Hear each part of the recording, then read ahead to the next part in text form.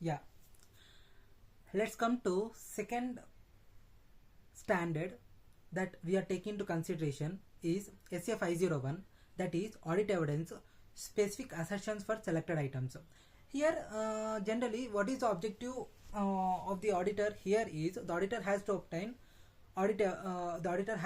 sufficient and appropriate audit evidence with regard to three items, that is inventories, second one is litigations and claims, third one is segment information. With regard to inventories, the auditor has to obtain sufficient and appropriate audit evidence regarding the existence and condition of inventory. Second one is with regard to inventory. Second item that has been selected here is litigations and claims. With regard to litigations and claims, the auditor has to obtain sufficient and appropriate audit evidence regarding completeness of litigations and claims. Third one is with regard to segment information, the auditor has to obtain sufficient and appropriate audit evidence with regard to presentation and disclosure as per the applicable financial reporting framework.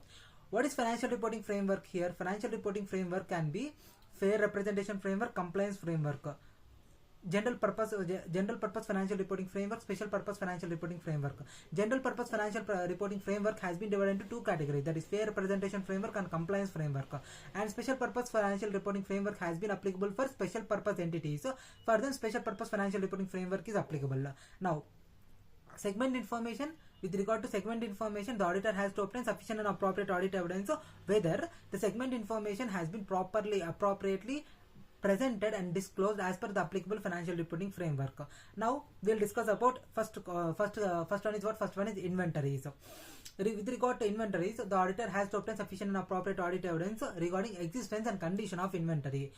First, with regard to inventory, the auditor has to physically attend the inventory counting of the management unless impracticable. For what purpose? For what purpose the auditor has to attend physically inventory counting of the management?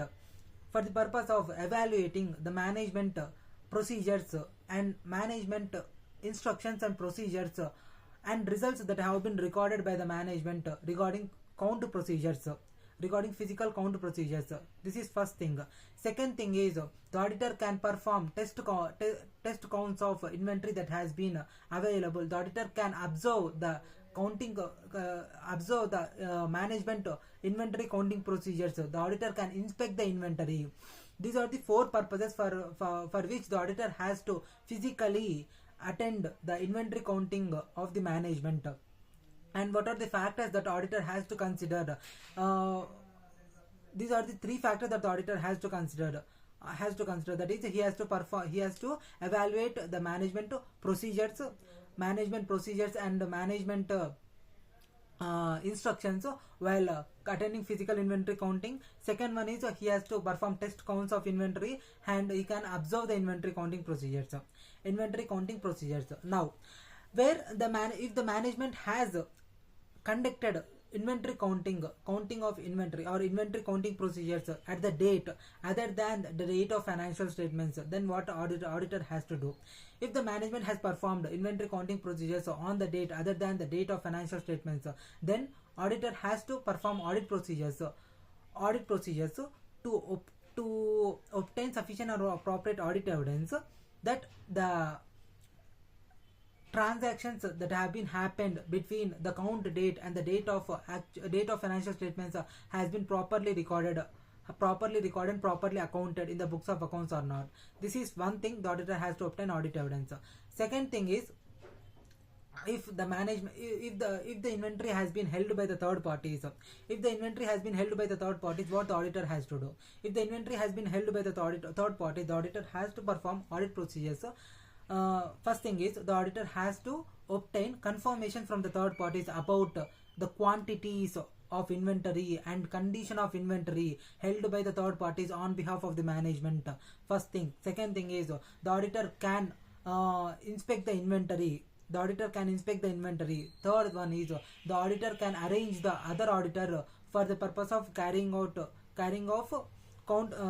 physical inventory counting. And fourth one is, if the auditor can perform other audit procedures in order to obtain confirmation regarding inventory that has been held by the third parties. Now, if the auditor is unable to attend the physical inventory counting because of impracticable situations, then what auditor has to do? If the auditor is unable to attend the physical inventory counting procedures due to the situations that are impracticable in nature, then auditor has to perform alternative audit procedures. To obtain sufficient and appropriate audit evidence about the existence and condition of inventory. What are the alternative audit procedures that the auditor has to perform? There are two procedures. First one is the auditor can verify the sales that have been happened subsequent to the count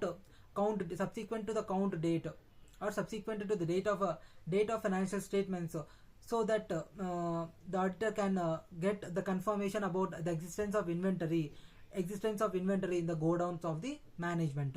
And second one is if the auditor can also verify the purchases that have been made very close to the date of financial statements in order to get the confirmation about the existence of inventory in the godowns previous to the date of financial statements. These are the alternative audit procedures that the auditor has to perform. Next, if the auditor we have here regarding inventory, the auditor has to attend physical inventory counting procedures. If the auditor is unable to attend physical inventory counting procedures impracticable in situation, we have discussed inventory held by the third parties, and we have discussed the auditor has to obtain confirmation regarding inventory held by the third party. So auditor has to obtain confirmations regarding controls or confirmations if the auditor has been pledged, the inventory has been pledged with the third parties. Next, we have also discussed if the management has performed the counting procedures other than on the date other than the date of financial statements. Next, fifth situation is if the auditor is unable to obtain sufficient and appropriate audit evidence, then auditor has to perform alternative audit procedures. By performing alternative audit procedures also auditor is unable to obtain sufficient and appropriate audit evidence, then auditor has to express modified opinion as per SA 705 or in accordance with SA 705. Then impracticable situations are those situations where the location of the inventory is in such a place it affects the security of the auditor, it affects the health of the auditor, then those are impracticable situations. Casual recklessness of the auditor or situations which other than those are not impracticable situations, those are practicable situations only. The auditor can perform alternative audit procedures if it is impracticable. That is, if any strike is happening in the location where the godown has been existed, where the auditor is unable to attend the physical inventory counting procedures, then he can obtain alternative audit evidence. He can obtain alternative audit evidence, but it is not impracticable. But it is not impracticable situation. But it is not. The auditor is unable. It is the inability of the auditor to attend the physical inventory counting of the location where the stock has been stored. Stock has been located.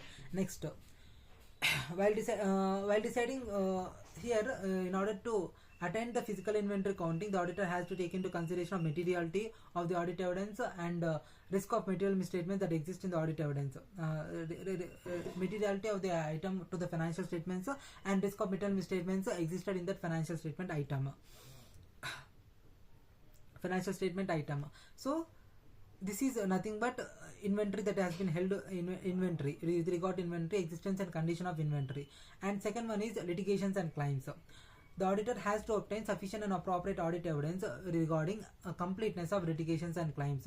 First, the auditor has to inquire the management or those charged with governance about the pending litigations and claims and obtain audit evidence. Once the auditor has obtained audit evidence, the auditor has to prepare a letter of inquiry drafted by the management and signed by the auditor, has to be posted to the external legal counsel. The auditor can also communicate with internal legal counsels in order to obtain sufficient and appropriate audit evidence about the litigations and claims existing. And the auditor, if the auditor finds that there are material misstatements in the in the litigations and claims, and he wants more more information or more audit evidence in order to, he believes that there can be more risk of material misstatements, he can obtain, he can directly contact the external legal counsel by letter of inquiry. Letter of inquiry has to be drafted by the management, and it has to letter of inquiry has to be drafted by the management, and it has to be routed through the auditor, and the auditor has to send the letter of inquiry to the external legal counsel stating the response has to be provided directly to the auditor. And if the authority of the external legal counsel has prohibited the external legal counsel from responding to such inquiries, then then in that situation, auditor can perform alternative audit procedures in obtain sufficient and appropriate audit evidence.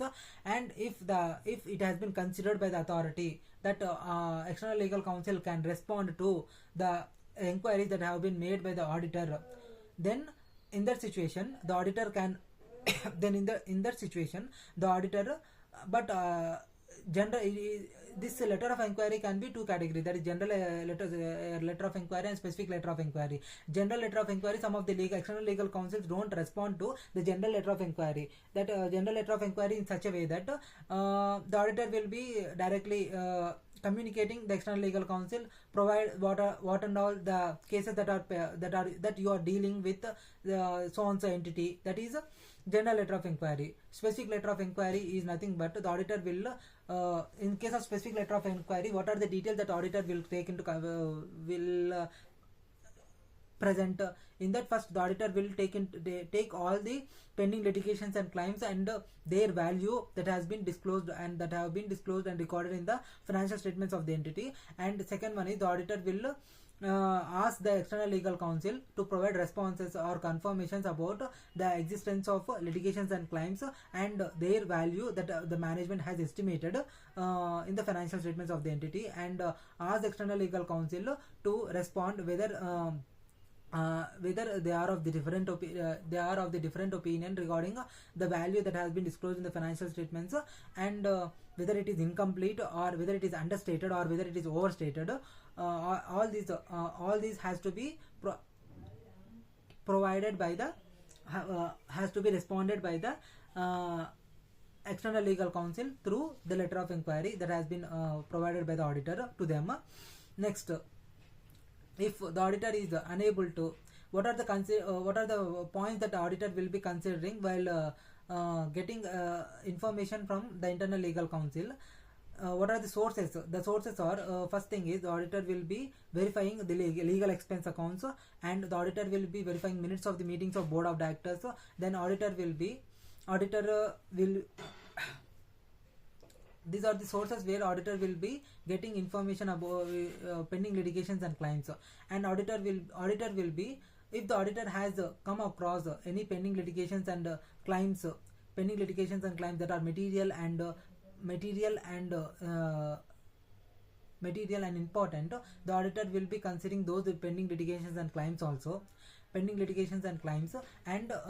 regarding these pending litigations and claims, if the management has made an estimate of these pending litigations and claims, then auditor will be considering take the guidance of SA 540 about the valuation and accuracy and valuation and relevance of that amount of pending litigations and claims.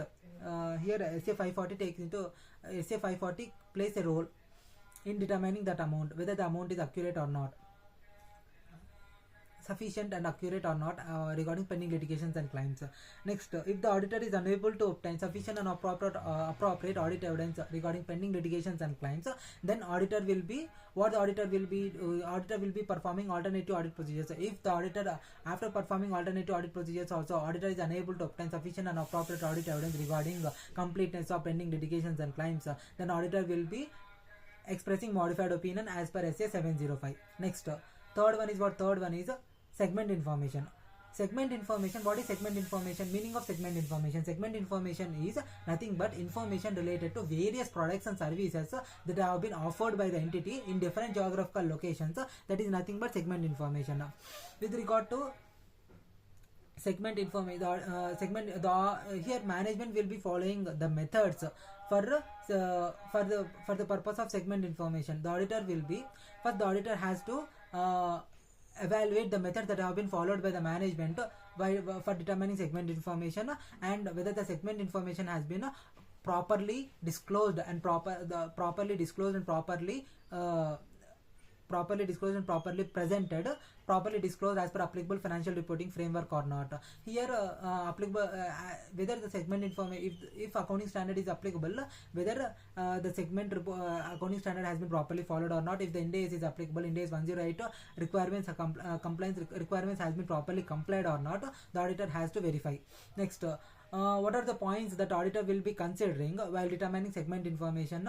There are 4 points. First thing is segment intersegment amounts has been eliminated or not. Inter-segment sales and transactions have been and charges have been properly recorded or not. And allocation of costs, allocation of fixed assets and costs between the segments have been properly done or not. And third one is whether costs and assets have been properly recorded or not. And care should be taken that management has not ignored or not missed any information regarding any segment. And this is mostly regarding segment information. If the auditor is unable to obtain the sufficient and appropriate audit evidence regarding the presentation and disclosure of segment information according to as per applicable financial reporting framework, then auditor has to express modified opinion as per SA 705. Here in case of inventory, there is one practical question where the auditor is performing inventory. The auditor has to attend the inventory count procedures of the one of the entity, but in one of the location, but it is a northeast location, and so many strikes has been happening, and there has been temporary shutdown has been conducted for a period of 1 month, where auditor is unable to reach the inventory location. Then what the auditor has to do, it is not impracticable situation, that is it is a practicable situation only, but auditor is unable to attend the physical location of the inventory. Then auditor has to perform attend the inventory count procedures at the alternative date, and auditor has to perform audit procedures to obtain audit evidence whether the transactions between the actual inventory count date and the date on which the auditor has attended for inventory counting, intervening transactions has been properly recorded or not. This is one of the practical question situation. Okay, this that's all for now. This is regarding SA 501 specific assertions for selected items. Thank you.